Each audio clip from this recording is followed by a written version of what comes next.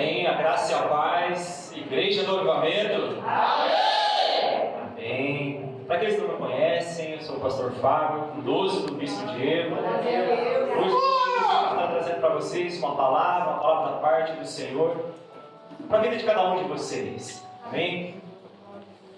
A palavra que eu quero trazer para cada um de nós essa noite está no livro das Segundas Crônicas, capítulo 32,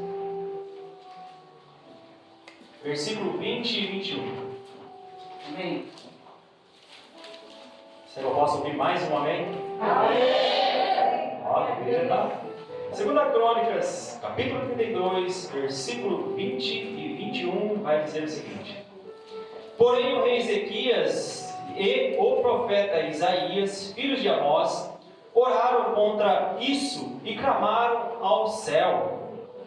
Então o Senhor enviou o anjo que destruiu a todos os homens valentes, os príncipes e os chefes do arraial do rei da Síria, o qual, envergonhado, voltou para sua terra, onde, entrando na casa de seu Deus, alguns dos seus próprios filhos o mataram ali à espada.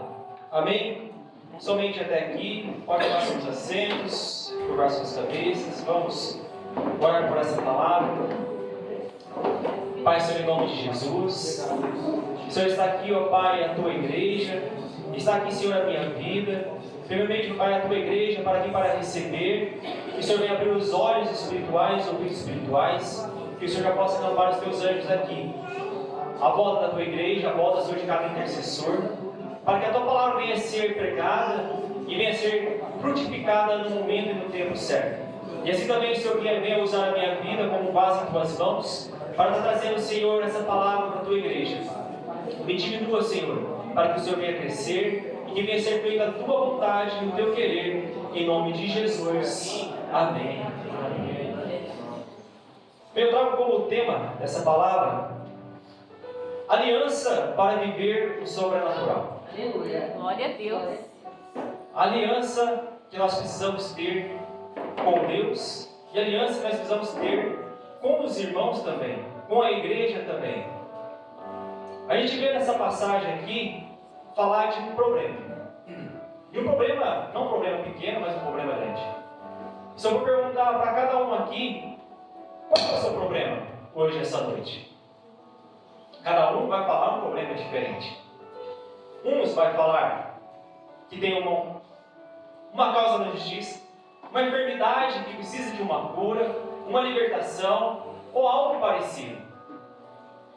Estou falando de problema, não aquele problema que a roupa que você tem que escolher, a comida que você vai ter que comer, mas um problema grande.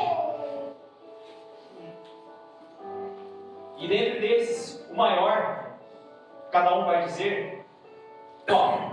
Será que algum vai apontar que o problema do irmão é o maior? Ou o seu próprio problema é o maior?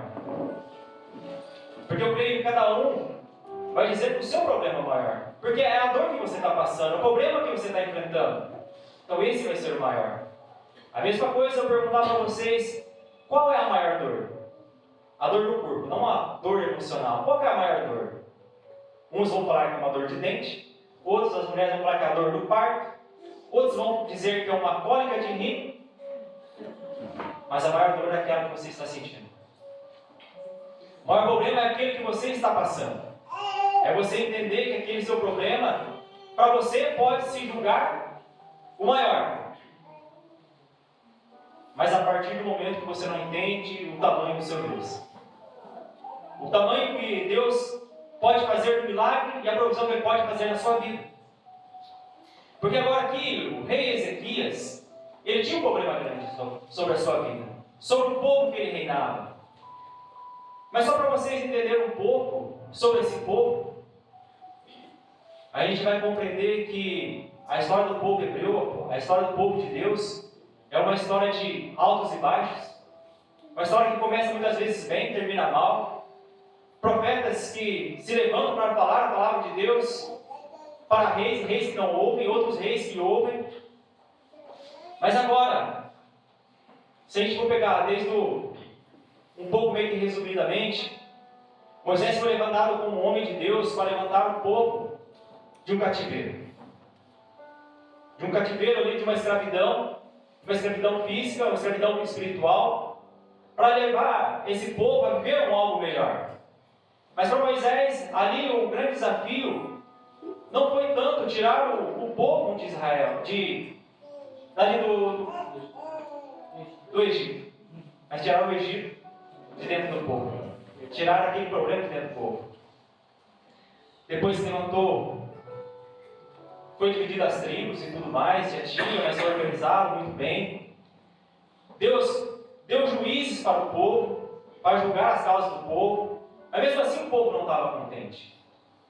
Deus queria o melhor para o povo, mas o povo ainda queria, assim como as outras nações, queria um rei. E Deus responde ao povo e envia um rei por nome de Saul.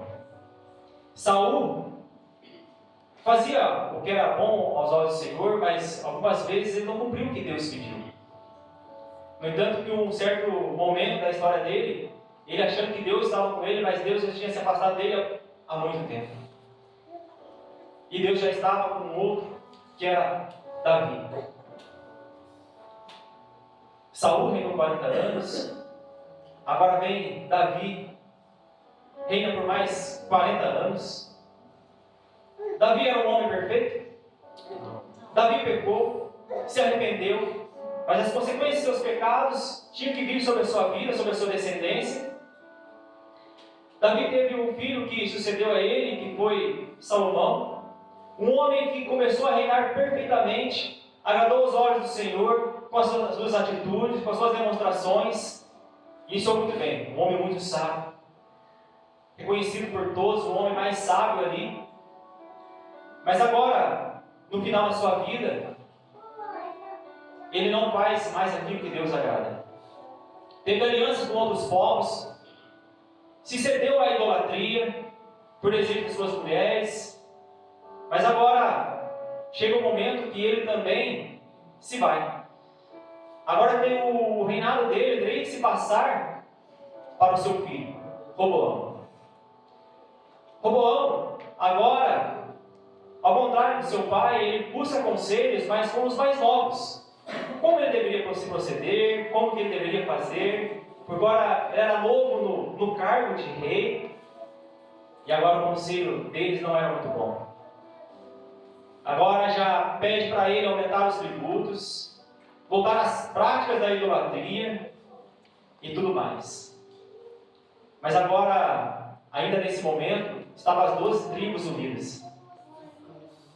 Mas 10 agora se decidem sair e tocar a sua vida. E levanta outro rei, Jeroboão, e agora se divide. Reino do norte, Jeroboão, reino do sul, Roboão. E aí se passa, reis e levanta reis e volta, reis que ouvem a Deus, reis que não ouvem a Deus, profetas que se levantam para profetizar a palavra de Deus no reino do norte, no reino do sul. A palavra fala, e se a gente for contar que, em média, 20 reis se levantaram no reino do norte, 20 reis se levantaram no reino do sul, até esse momento que Ezequias é levantado como rei. E agora Ezequias, ele começa o seu reinado bem, porque ele faz tudo o que Deus aprova. Ele começa a abolir a idolatria. Um outro princípio, ele retorna ao princípio do dízimo, das ofertas, já distribui entre os levitas e tudo mais, algo que agrada perfeitamente ao Senhor. Só que ao mesmo tempo, em contrapartida, no reino do norte, tinha um rei que não agradava os olhos do Senhor. E como a gente sabe, sempre o povo de Deus estava em guerra. Sempre guerreando com um povo, com outro povo. Mas agora tinha um rei que estava ali conquistando muitos territórios, que se chamava Senaqueribe, rei da Síria, que já tinha conquistado muitos territórios. E agora esse mesmo rei da Síria foi e tomou o reino do norte. Só que como a gente avalia, o reino do norte é 10 tribos. O reino do sul tinha 2 tribos. Se a gente for ver pela multiplicação, pela descendência que foi se gerando, eu te pergunto, qual reino era maior? O reino do norte ou o reino do sul? O reino do norte era um reino muito grande. Mas agora esse Senaqueribe, com o seu reino, foi e derrotou e levou eles cativos. E fez uma misturança. Fez o povo de Samaria e os assírios se tornou um povo de samaritanos. Mas agora, ele não estava contente só a tomar por esse território, o território do norte. Porque agora tinha o reino do sul para tomar. E agora você imagina como estava Ezequias. Ele tinha um problema. Só que ele era um reinado menor. Agora tinha um reinado maior ali, que já tinha sido derrotado. Por isso que eu perguntei no início, qual é o seu problema? Qual é o tamanho do seu problema? Porque muitas vezes o nosso problema parece que é pequeno, mas tem outros problemas maiores para serem enfrentados. Agora, esse rei tinha um desafio. O que ele ia seguir?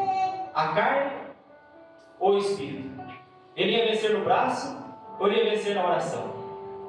Ou ele ia buscar em Deus? Aquilo que você tem passado, aquilo que você tem presenciado na sua vida, aonde você tem buscado o socorro? Aonde você tem buscado a solução dos seus problemas? Na força do seu braço? Na força da sua inteligência? Ou você reconhece que tem um Deus sobre a sua vida que pode fazer por você? Aleluia, glória a Deus. É essa questão que agora Ezequias tinha que decidir. Porque agora tinha um problema grande sobre a sua vida. Enfrentar um reino que estava com muitas alianças. O problema é que muitas vezes nós passamos e, em último caso, procuramos no Senhor. Em último caso, procuramos em Deus. Eu costumo dizer que muitas vezes nós buscamos a direção da parte de Deus para problemas grandes. Muitas vezes até em problemas pequenos, em causas pequenas, nós temos que buscar a direção de Deus. Muitas vezes a gente acha que é tão óbvio, não precisa da direção de Deus. Eu vi uma experiência que dessa maneira, porque uma decisão que eu teria que tomar, mas só que era algo tão óbvio. Não precisa da direção de Deus, porque é óbvio que Deus está no negócio. Mas no primeiro princípio a gente entende que é de Deus, mas depois a gente tem certeza que é de Deus, porque em tudo Deus tem para nos ensinar. E nessa decisão que eu tomei, eu tive que reconhecer que muitas vezes nós devemos saber com que pessoas nós nos aliançamos. Nós nos aliançamos com pessoas que têm o mesmo propósito que nós, vivemos a mesma verdade que nós, vivem a mesma palavra que nós. É a mesma coisa que você discutir com uma pessoa sobre assuntos, muitas vezes, teológicos, muitas vezes que você tem um entendimento de algo, com pessoas que não vivem a mesma palavra que você, não têm o mesmo conhecimento de Deus que com você. Não adianta você discutir com uma pessoa que não conhece a Deus verdadeiramente como você conhece. É a mesma coisa você discutir dízimo com uma pessoa que não conhece quem nasceu primeiro, se foi Abraão ou José. Que não sabe que há igual diferença do Novo e Velho Testamento. E muitas vezes você se pega em situações dessas, pessoas que querem debater com você. E agora eu te pergunto, você vai perder tempo em discutir com pessoas desse tipo? Pessoas que não têm o mesmo propósito que você, não têm a mesma aliança que você tem com Deus, não têm a mesma experiência que você tem com Deus. Por isso, muitas vezes nós não devemos andar ou sentar na roda dos escarnecedores. Muitas vezes eles querem só simplesmente desonrar de você. Agora, Ezequias, ele decide seguir a voz do Senhor. Mas para seguir a voz do Senhor, você tem que procurar ouvir a voz de Deus. Aleluia! Mas para isso ele foi desafiado. Porque se a gente for voltar um pouquinho no versículo 17, diz assim: escreveu também cartas para blasfemar do Senhor Deus de Israel e para falar contra ele, dizendo assim: assim como os deuses das nações da terra não livraram o seu povo da minha mão, assim também o Deus de Ezequias não livrará o seu povo da minha mão. Eles mandaram mensagem para Ezequias, para dizer para ele, mas eu venci tantos reinos. Agora eu te pergunto, se nem os deuses deles o livraram, que dirá o seu? Se nem Deus livrou o reino do norte das minhas mãos, quem dirá agora Deus vai livrar você das minhas mãos? Agora, Senaqueribe estava querendo dizer, estava com uma simples estratégia. Eu vou ganhar ele no grito. Eu vou tentar ganhar ele na pressão psicológica. Da mesma forma que muitas vezes o inimigo vai fazer sobre a minha vida e sobre a sua vida. Quer nos vencer através de uma palavra. Sem precisar lutarmos. Porque o que Senaqueribe queria, ele queria evitar o confronto. Eu vou lá, eu confronto ele na palavra, ele desiste e tudo lindo, tudo maravilhoso. Porque antes disso, Senaqueribe já tinha tentado invadir Judá. Ali não, a Ezequias tinha pagado para ele. Tinha dado ouro, tesouros, pagava tributos. Só que agora não tinha mais nada para oferecer. Agora, ou era o reinado inteiro ou era nada. E ele queria evitar o confronto. Muitas vezes o diabo quer simplesmente ganhar eu e você em uma palavra. Espera aí, mas o seu problema? Se nem o problema do fulano e ciclano que ora todos os dias, jejua todos os dias, é um homem de oração, um homem que vive dentro da igreja, Deus não respondeu, quem dirá o seu? Ele quer te vencer simplesmente através de uma palavra. Mas você tem desistido através de uma palavra? Porque Deus é o Deus sobre todos os deuses. E é Ele que está no governo da minha vida e sobre a sua vida. A confiança. Onde está a sua confiança? Versículo 7 e versículo 8. Mas é assim, ó. Esforçai-vos e tende bom ânimo. Não temais, não vos espanteis por causa do rei da Síria, nem por causa de toda a multidão que está com ele, porque há um maior conosco do que com ele. Com ele está o braço de carne, mas conosco o Senhor nosso Deus, para nos ajudar e para guerrear por nós. E o povo descansou nas palavras de Ezequias, rei de Judá. Aqui você vê uma postura de um líder, de um homem que está diante de um problema, diante de uma situação, e agora ele resolve consultar alguns conselheiros para saber o que ele ia fazer, tanto fisicamente quanto espiritualmente. Homens os aconselha a fazer estratégias de guerras, mas agora ele, como líder, dá uma palavra de ânimo para aquele povo, uma palavra de vitória para aquelas pessoas, porque aquelas pessoas também estavam se sentindo oprimidas. Porque notícia é algo que corre muito rápido, ainda mais quando a notícia é boca a boca. Uma palavra aqui, uma palavra lá, não é tanto quanto a velocidade dos dias de hoje, com a internet e tudo mais, mas a notícia também corria. Que o reino do norte já tinha caído, muitos outros reinos já tinham caído. O que seria daquela nação? O que seria daquele povo? E aquele líder dá uma palavra de esperança, uma palavra de vitória para aquele povo. Eles confiam no braço de carne, mas eu e o meu povo confiamos no braço de um Deus. Aleluia. Que é o nosso Deus. Aleluia. Em qual braço você tem confiado? Glória a Deus. Aleluia. Será que é o braço do Senhor? Amém. Se é no braço do Senhor, não tem por que temer. Aleluia. Não há por que ficar se esmorecendo e dizendo que não vai acontecer, que vai acontecer da mesma forma que foi com outras pessoas, porque o fulano perdeu, porque ele não conseguiu, porque fulano já está há 10 anos no ministério e nada aconteceu na sua vida, o milagre que ele tanto espera não aconteceu. Mas o tempo que determina sou eu e você. Em quem você tem confiado, em quem você tem se esperançado. A busca depende de mim e de você. A busca, se a gente for ler Isaías 37, versículo 15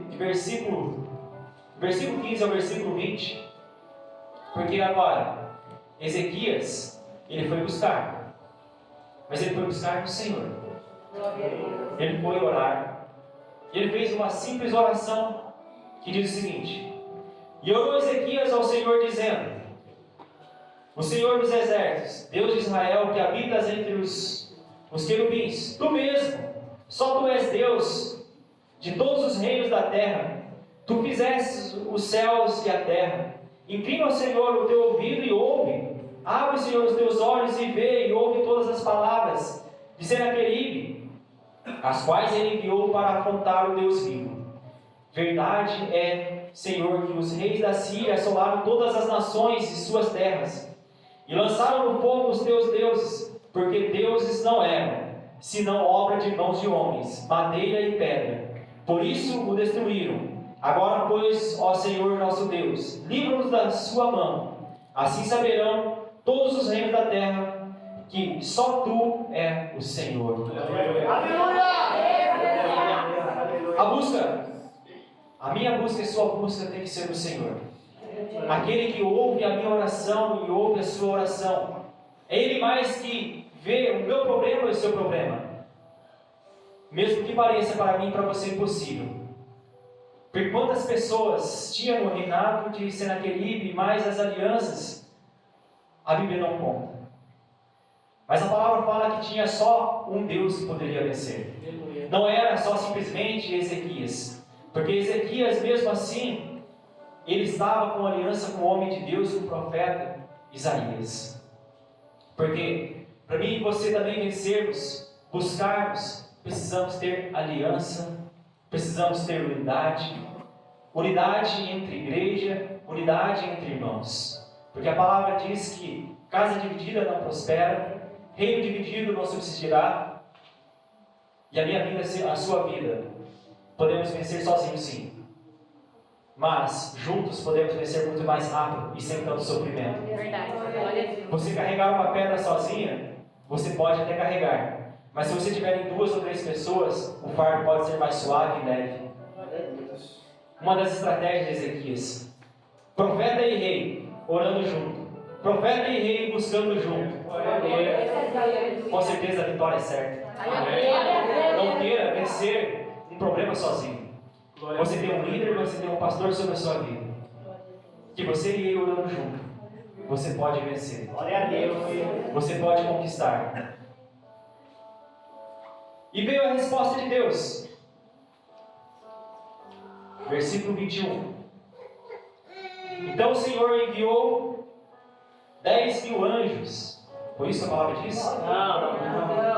A palavra do Senhor diz que enviou um anjo. Aleluia. Um anjo. E esse um anjo derrotou 185.000 soldados do reinado. Não precisou de muitos. Deus não precisa de muito para vencer. Deus precisou só de um. Mas a partir do momento que o homem de Deus confiou, o homem de Deus buscou, o homem de Deus fez a vontade dele. Porque é essa a vontade do Senhor. Que buscamos no lugar certo. Façamos a vontade de Deus. Não desistimos. Não deixe que as palavras entrem no seu coração para te destruir. Não deixe que palavras contrárias entrem no seu coração. Porque o que o diabo quer é matar, roubar e destruir. Isso estamos cansados de saber. Mas muitas vezes, quando o problema vem, nós não entendemos que isso pode acontecer. Porque uma ovelha sozinha é presa fácil para o inimigo. Mas uma ovelha em grupo se torna algo difícil para ser derrotado. Você no mundo lá fora sozinho, você pode ser presa fácil para o diabo. Mas você dentro de um ministério, dentro de uma igreja, dentro de uma célula, é mais difícil você ser pego. Porque a igreja junto ela ora, a igreja junto ela jejua. Aí você pode parar e perguntar: mas eu posso orar junto? Sim, mas eu também posso orar sozinho na minha casa. Eu posso jejuar sozinho dentro da minha casa. Pode sim, você pode conquistar sim. Mas você junto, você pode conquistar mais rápido. O seu fardo pode ser mais leve e suave. Qual o destino que você quer para a sua vida? Carregar um fardo leve e suave? Porque esse é o fardo de Jesus. Esse é o fardo do Senhor. Ou um fardo pesado? Você quer ter uma vida de escravidão sobre a sua vida? A decisão ali é sua. Mas você tem que saber entender que o mesmo Deus que derrotou 185 homens com apenas 185 mil, com apenas um anjo, é o mesmo Deus que pode enviar um anjo e entregar aquilo que você quer nas suas mãos. Não vai ser por força nem por violência. Não vai ser por números. Mas vai ser por busca, por confiança. E você entender em quem você tem buscado. Resposta de Deus, Deus tem para todos nós. Vitória, Deus tem para todos nós. Não é só para o irmão da direita e para o irmão da esquerda que Deus tem vitória. É para você, é para mim.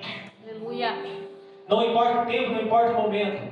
Porque o Senhor tem grandes coisas para a minha vida e sobre a sua vida. Essa noite pode ser um diferencial para a sua vida. Porque se você até aqui chegou com um simples pensamento que sozinho você poderia conquistar,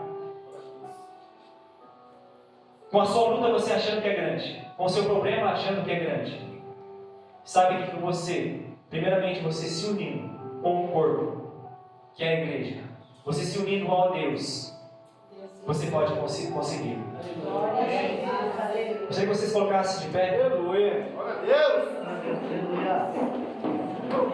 Porque muitas vezes o nosso problema não é só um problema. Porque nós temos a mania de potencializar o nosso problema. O problema que é grande, não buscando o tempo certo, no momento certo, criando algo dentro de nós e o problema indo crescendo, mas é só dentro de mim e dentro de você. Porque nós esquecemos que há um Deus que tudo pode, que tudo cremos. Porque assim como foi um dia com Ezequias, que passou por dentro da sua cabeça, mas o que será de mim? O que será desse povo? Porque olhando pelos olhos carnais, a derrota é certa. O fracasso vai ser certo. Mas ele se lembrou, porque ele vivenciava a palavra de Deus, porque ele vivia segundo os princípios de Deus, que existia um Deus e existe um Deus até os dias de hoje. Um Deus que não vence pela força do braço, um Deus que não vence pela inteligência, mas ele vence pela sabedoria de Deus. Desafiado você vai ser todos os momentos, todos os instantes. Porque você tem que demonstrar sua confiança. Em quem você tem confiado? Em quem você tem buscado? A quem você tem orado? Será que é o mesmo Deus de Ezequias? Será que é o mesmo Deus que enviou Jesus na terra, pagar um preço pela minha vida e pela sua vida? É o mesmo Deus que está aqui essa noite? A quem você tem buscado? Com quem você tem se aliançado? Você tem se aliançado com pessoas que professam a mesma fé que você, que têm a mesma intimidade com você? Ou você tem se aliançado com pessoas que vivem pela carne, que não buscam nada de Deus, que simplesmente fazem por fazer? Olhe para quem está do seu lado, mas seja um diferencial da vida dessas pessoas. Se a sua volta tem pessoas que não professam a mesma fé que você tem que ser uma Bíblia ambulante. Você tem que ser a palavra viva para a vida dessas pessoas, para que eles possam crer que há resposta da parte de Deus. Da mesma maneira que eu e você temos que buscar a resposta no Senhor. Pode ser que essa noite seja o momento de você buscar a resposta, assim como Ezequias buscou a resposta no Senhor, primeiramente em oração. Porque a oração é a chave da minha vitória e da sua vitória. Como está a sua intimidade com Deus? Como está a sua busca com o Senhor? Você pode começar a mostrar ao Senhor aquilo que você tem buscado. Pode ser em palavras, pode ser em pensamentos. O importante é você levar a sua mente ao Senhor e entregar a Ele aquilo que é grande para você, aquilo que para você não tem jeito. Porque para você não tem jeito mesmo. Porque para Deus tem. Para o Senhor, para Deus, o Deus de Abraão, o Deus de Jacó, de Isaac, o mesmo Deus que está aqui essa noite, para Ele tem jeito para a minha vida e para a sua vida. Porque assim clamamos ao Senhor. Pai, Senhor, em nome de Jesus. Senhor, a tua igreja, Senhor, clama e busca o Senhor. E vem, Senhor, a problemas que não vêm soluções. Mas o Senhor é o Deus que abre portas aonde não há porta, abre caminhos por onde não tem. É o Senhor que ouve orações, que ouve gemidos, que vê lágrimas caindo. O Senhor que responde a todo o povo que o busca e adora em espírito e em verdade. Senhor, que essa noite o Senhor venha buscar aqueles que te buscam em espírito e em verdade. Aqueles que clamam ao Senhor. Aqueles que não desprezam a tua palavra. Aqueles que não desprezam, Senhor, a aliança que o Senhor tem com cada um deles, que o Senhor fez através de Jesus na cruz. Senhor, que a vida toda a tua igreja venha vivenciar de milagres, prodígios e maravilhas.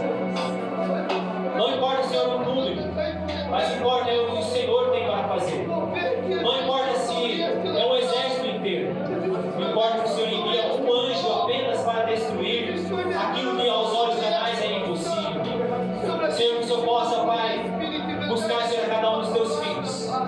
E que eles possam viver, que eles possam vivenciar aquilo que o Senhor tem para cada um dos teus filhos, ó Deus. Pai, não deixe que as esperanças venham cair. Que os teus filhos, ó Deus, não venham se desanimar. Porque o Senhor é Deus. E o Senhor reina para todos sempre. Mesmo o mundo lá fora não crendo. Mas eu e a tua igreja cremos que há um Deus do